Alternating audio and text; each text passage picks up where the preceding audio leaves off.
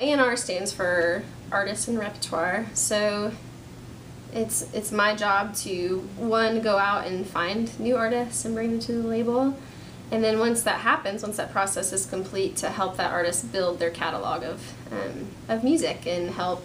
That's everything from setting them up on co-writes, find out who they mesh well on the songwriting side, that's finding a production partner for their record. That's me helping them as songs come in, critiquing them, making sure that everything is good, and challenging them to keep at it. And so that's the repertoire part. And then also it's kind of the A&R role position. I almost see it as almost like a cheerleader or an advocate for that artist for the label throughout their entire career. It's one of the first relationships that's developed, and then it's my job when I'm in a meeting with the whole label and marketing and radio's there, it's kind of my job to speak into what's going on creatively. So whether it's, man, I'm really excited about this new mix we just got in, or they just partnered with this producer, and how exciting that is, or they're, to be a successful artist, it's to continually look at your sound and constantly, I think, change and conform and grow. And so it's my job to make sure they're not making the same record over and over and over again. It's when an artist comes in, we kind of look at them as more than just the music side, it's the whole brand. And so if we're helping build this brand, then we are expecting to have a portion of all the income that comes in from building that brand. So if we're pouring all this money to make this brand bigger, then it makes sense for us to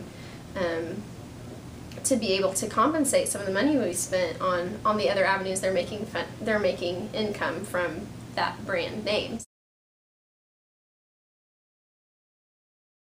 An example, like before I even got in the music industry, 10 years ago or more even, I remember thinking, or like seeing a Counting Crows CD next to a Counting Crows t-shirt, and I always assumed that the label put both of those things out.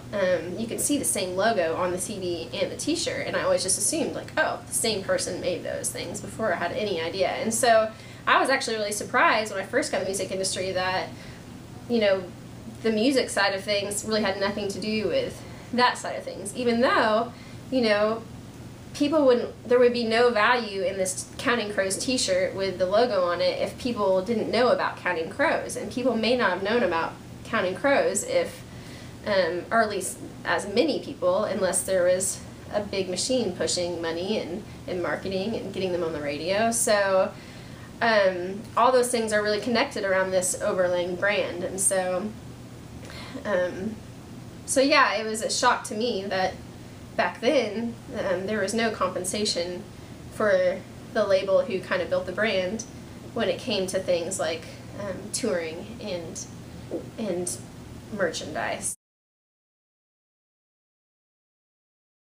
One thing I always, when artists come in and sit on my couch, you can kind of get this sense sometimes of this like insecurity of like, I'm not really an artist, or I'm not really that talented because I'm not signed by a label. And to me, if that's what you're looking at, a label of like someone who's going to validate your art, and then that's not what makes you an artist. Like, you're already an artist, and we're looking for artists that are going to be doing this whether they're assigned to a label or not, because they feel like this is what they're called to do. So and for some artists it makes no sense whatsoever to have a label deal, and it's kind of a case-by-case basis. And like the industry's always changing and molding, and artists that maybe didn't make sense for us to partner with 5 years ago, it may make sense for us to partner with now. So that's always changing. But if you're doing something that isn't as commercial, or something that's really, really particular stylistically,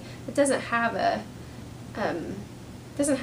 quite the appeal of a bigger audience as, say, like something more commercial, then you may be very well may be better off without a label partner. But that doesn't make you less or more of an artist than the person that is signed to a big label. I mean, you're an artist because that's who you are.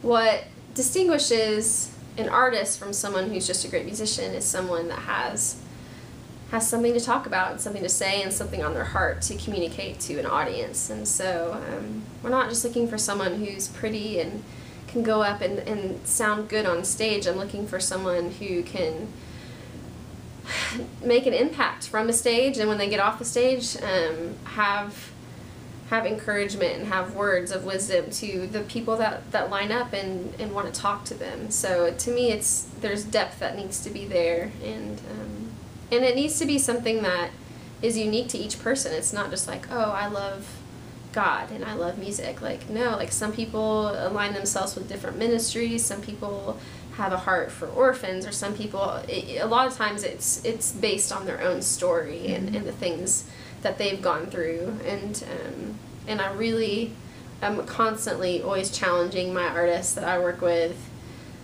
not just to write songs about things that happen in life, but things that are happening to them, and also focus in on, like, there's a purpose and a reason why you've been called to be an artist, and there's something that God is using you as a tool of communication. So not just to sit down and write a song of, like, oh, I'm going to write a song about God, and it's like, well, that's great, but there's a million songs out there. And so, like, people connect to authenticity, and I think broken people connect to brokenness, and we're all broken people. So if you're willing to write a song and really be vulnerable, those are the kind of songs that connect to people, and that's essentially what we're looking for.